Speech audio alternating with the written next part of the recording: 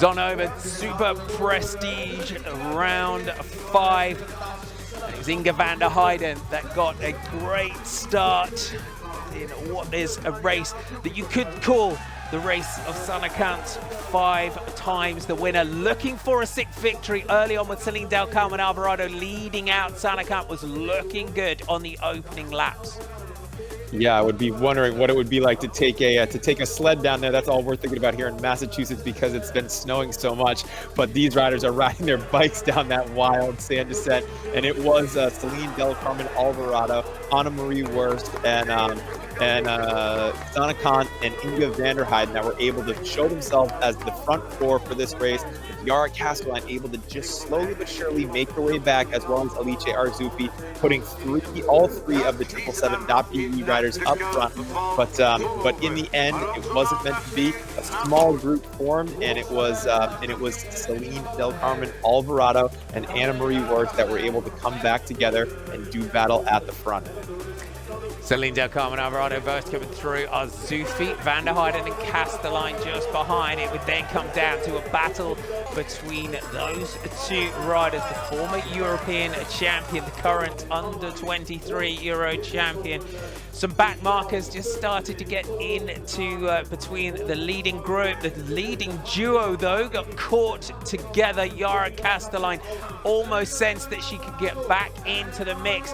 Off the small descent and onto the road, it was Alvarado that opened up the sprint, but Anna Marie Wurst had come through to take her first victory in the Telenet Superprestige series this season. Alvarado, already with 2 victories, has to settle for second, while Yara Castellan makes up the podium in 3rd place.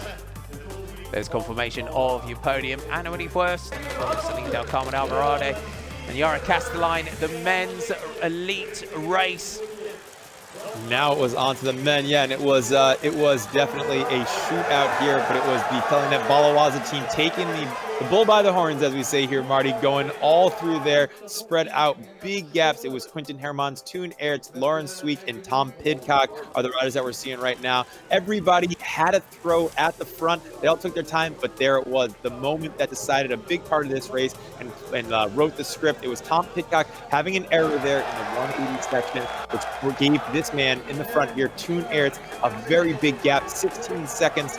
Lauren Sweek knew that he had to hit out and try to chase it down, and there we see Lauren Sweek, and it was Pidcock trying to kind of do damage control and bring down that gap, but it wasn't meant to be, as you see Toon Aerts here going all out. It was Sweek that was able to close the gap down, making it a 2-up race.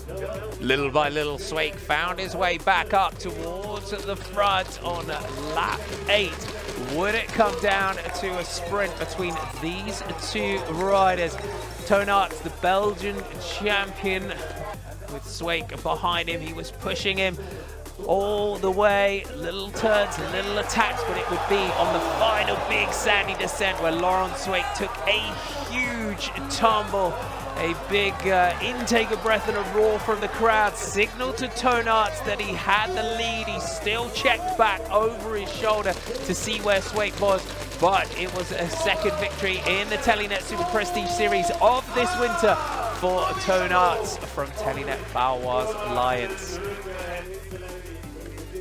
2nd place today for Laurence Sweek. What a battle he gave us, while 3rd place belonged to his teammate Ellie Isabet, just ahead of Quinten Hermans of the Telenet Baloise Alliance.